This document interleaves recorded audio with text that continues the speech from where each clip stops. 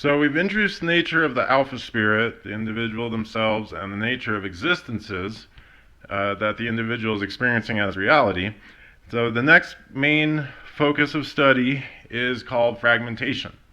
It regards, the alpha spirit's clarity of awareness and certainty when perceiving, any existence. So true knowingness is an alpha quality. It seldom really enters into the human condition, which is really wired to excessively just figure and think about things in the absence of knowingness. And we're likely, when we talk about the mind, most of the time people think of the associative thought, the network of associative thought and thinkingness that is attached to the mind system. And this is what we must first begin with defragmenting if we're going to have any hope of controlling the mind system, the master control center, or MCC. At an alpha level, when a spiritual being is interested in something, it knows by actually looking, and if nothing short of actually being, it can decide to actually be something, to experience it, to know it, to go into it inside out. We're talking about an alpha level now, a spiritual level of knowingness and beingness, not necessarily, the same, but you could again apply it to, for example, in the human condition, the best way to know about being a police officer is to be a police officer. So, and create those conditions for yourself to do that. So there's no reason why you can't apply this all the way down the line. This information, it's not up to me to tell you how to use our systemology. Really, it's up to you to use it however you want. You can use this stuff or not however you want. However, if your desire is to effectively apply it to achieve the results that I've suggested, well then, this is some of the information that is kind of pertinent to that. So, one of the primary issues with experiencing beta existence, using these indirect relays of communication that we've illustrated in previous lectures, is essentially the fragmentation, the fact that the individual is no longer directly looking or directly being whatever it is trying to do or know about or interact with. It's using a lot of relays of communication up and down the line, what we call the zoo line, that basically that line of awareness that we indicated on the standard model. So this becomes an issue when one is effectively trying to experience a clear experience of reality. If we imagine the alpha spirit, as being in its own universe, still occupying its own universe, its own personal universe, its own space, and that although it's misunderstood or misidentified its beingness with, for example, the body that it's using over here. We'll say this is the body, and rather than do this vertically, we'll demonstrate it horizontally. So, alpha spirit and personal universe of the alpha spirit, separate from the physical material existence that the genetic vehicle or the human body is occupying, because of course they're not the same. But although the viewpoint that we're assuming is taking place here is through the eyes, and so there's this conception that yes, our conception of beingness is being stuck in a mind or stuck in a brain or stuck in a body or sitting in a little chair operating levers and gears up here somewhere in the head. I don't know where they come up with this stuff, but that's not actually what is even taking place. I mean, the individual entity is rather kind of surrounded by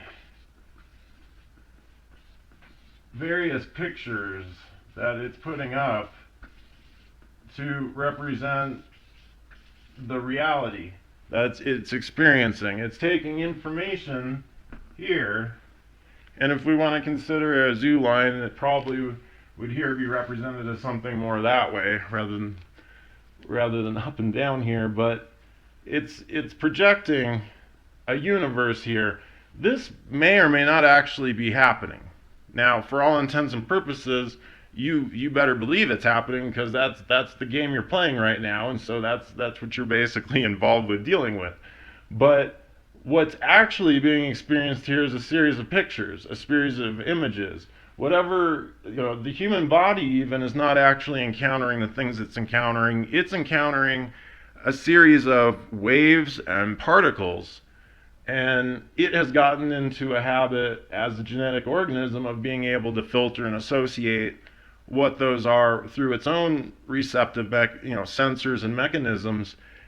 All it's seeing is a series of, this is again the difference between, now some might confuse awareness and perception as the same thing, and the awareness is there, but the perception is taking whatever this information is that the organism is receiving and basically making sense out of it. And unfortunately, the alpha spirit isn't even doing that directly.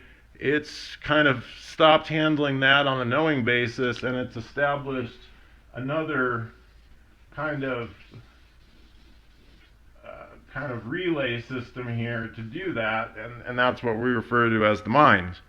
So we have information coming from a genetic organism that has its own receptors, its own reactive control center, its own state of beingness, being a cellular organism existing and evolving in this world.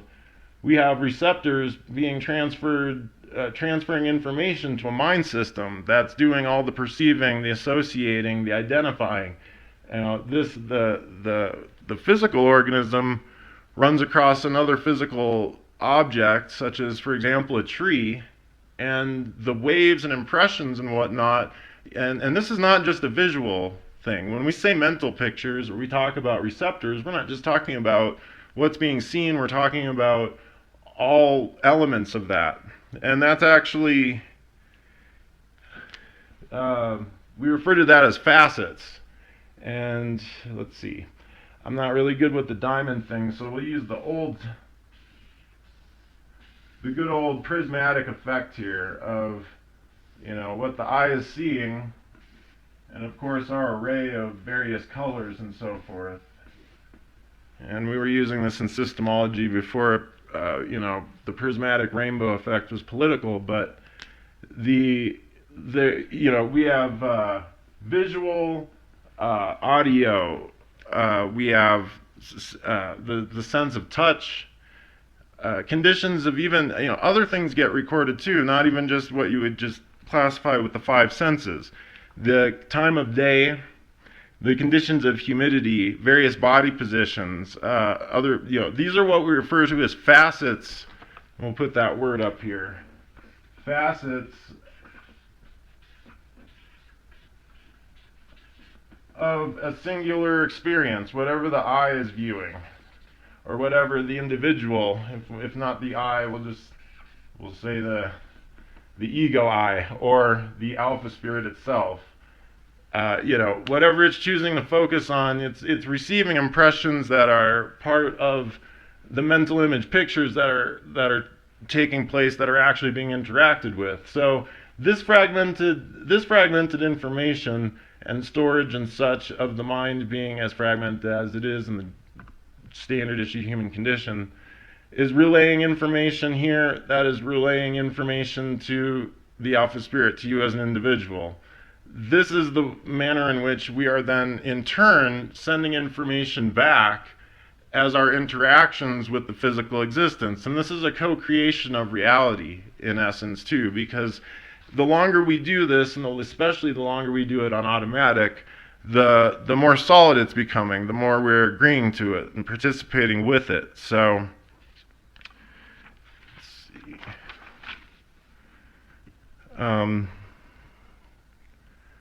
Another word that we want to bring up here, so we've kind of brought these up. These are, these mental image pictures that are basically containing all of these facets. Now we call these imprints.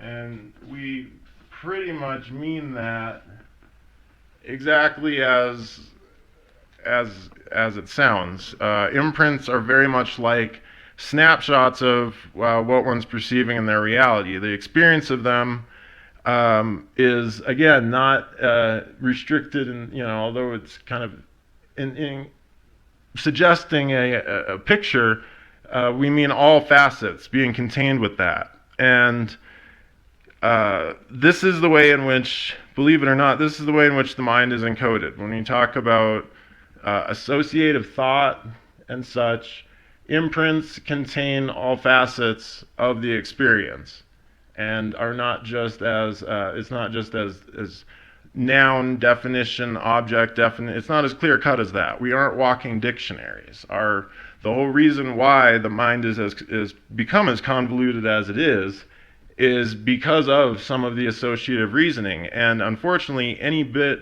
of false data or fragmentation or improper relay in this exchange basically brings the whole system down. As far as one's control of it, it maintains itself pretty well.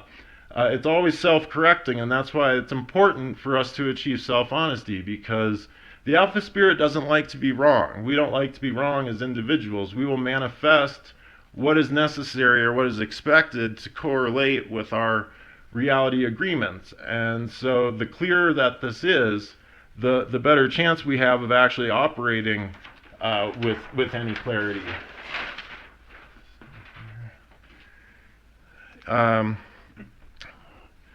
So let's see. One more thing that we do need to cover before getting into processing is what we refer to as circuits and terminals. This correlates directly with what we were just talking about, but this is more of our new terminology. So we have the individual, and so this individual, here we have just the individual by themselves. Technically, this is also a circuit. In upper level systemology, this is circuit 0. It's what the individual is actually doing to themselves, creating for themselves directly. In our first circuit, we have what an individual is projecting, and that's an outflow. We could actually call that an outflow. Okay, so this is 0, this is 1. In our second circuit, we have what is coming in, what is being perceived as coming towards or in to the individual. And we can easily call that inflow. And there is a third one that comes up. Actually comes up more often than one might think.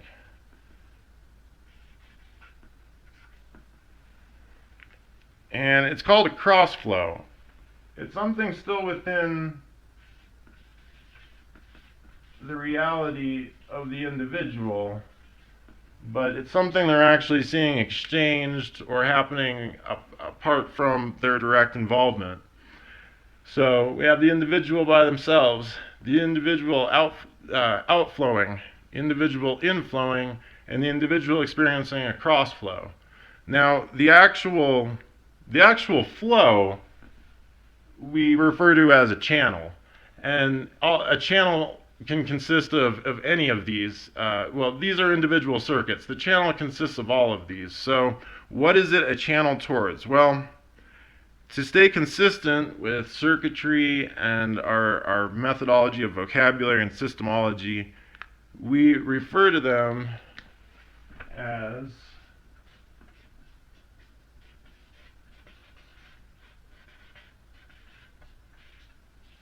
terminals. So we have channels that consist of, we'll say, 3 plus 1 circuits of flow,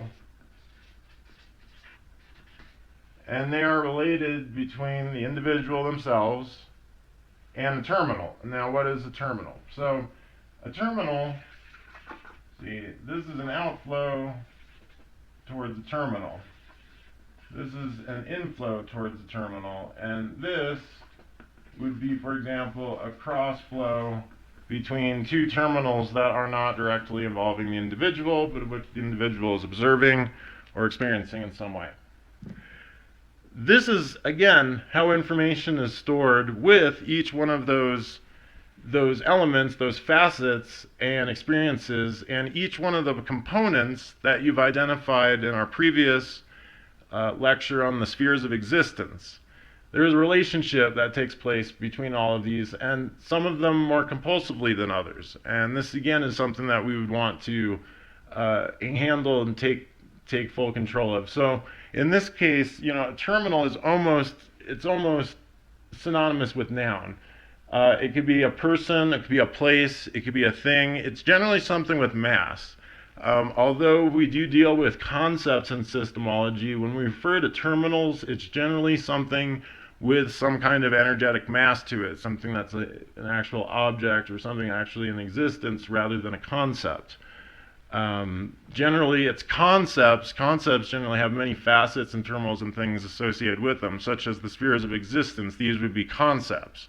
And in the individual concepts would then again have various energy flows with them. But these flows are part of how we interact and communicate in the game of life, in this level of existence. And these are important to know because in processing, what we look at in various, when there's some element that someone has a lot of emotional and turbulence surrounding, there's more information connected on the channel than just the one thing. For example, something that's happened to somebody.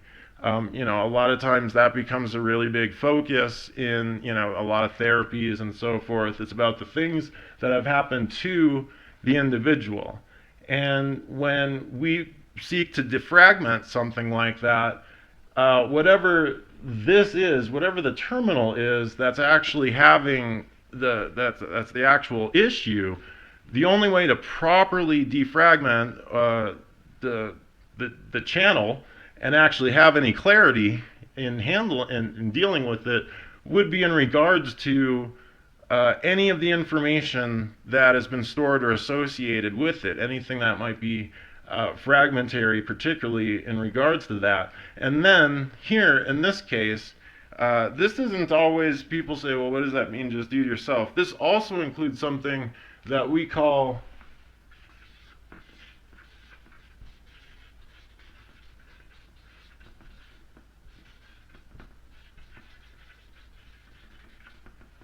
this includes stuff called postulates or alpha thought. This includes things that we actually decide for ourselves or things that we decide to create as a result of information or fragmented experiences with the terminal.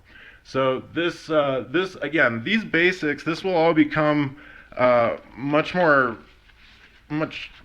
accessible to you on a practical level as we begin to apply them directly to the various methods or the various processes within our methodology. But this is the basic information that one needs to understand. And so those key points being the standard model, the spheres of existence, the channels, circuits, and flows, and then of course within them how they apply, like for example the standard model, the beta awareness portion of it, the idea of the zoo line, and so forth. All of these things combined compose the basic fundamentals of systemology, and of course a lot more information is contained within your textbook.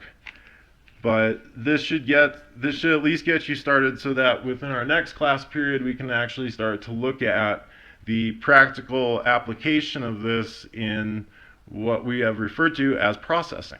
So, thank you.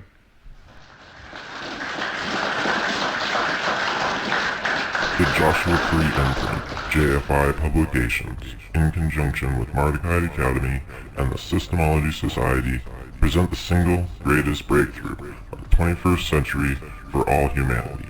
The perfection of a new standard systemology, a complete map for the way out from the bottom to the top, and your key to being an ascended master in this lifetime. Everything you need is contained in 3 progressive, self-guiding courses: the Fundamentals of Systemology Basic Course, the Pathway to Ascension Professional Course, and the Keys to the Kingdom Advanced Training Course. And each should be studied and applied in their intended sequence and order as displayed in this video. All 3 courses combined are available as 5 standard hardcover volumes, but also as 33 installments, since each single course lesson is also available individually as a pocket-sized manual. The Fundamentals of Systemology Basic Course includes Being More Than Human, Realities in Agreement, Windows to Experience, Ancient Systemology, A History of Systemology, and Systemology Processing. The Pathway to Ascension Professional Course, including processing levels 0 through 6, includes in Volume 1, Increasing Awareness, Thought and Emotion, Clear Communication, Handling Humanity, Free Your Spirit, Escaping Spirit Traps, Eliminating Barriers, and Conquest of Illusion. The Pathway to Ascension Volume 2 includes Confronting the Past, Lifting the Veils, Spiritual Implants, Games and Universes, Spiritual Energy, Spiritual Machinery, The Arcs of Infinity, and Alpha Thought. The Keys to the Kingdom AT Advanced Training Course for Processing Level 7 in Volume 1 includes The Secret of Universes, Games, Goals and Purposes, The Jewel of Knowledge, Implanted Universes, and the supplementals Systemology Biofeedback and Systemology Procedures. The Keys to the Kingdom AT Advanced Training Course for Processing Level 8 in Volume 2 includes Entities and Fragments, Spiritual Perception, Mastering Ascension, Advancing Systemology, and the AT Supplement Systemology Piloting. All titles are available from your favorite bookseller. Explore new standard systemology today, and may you never be the same.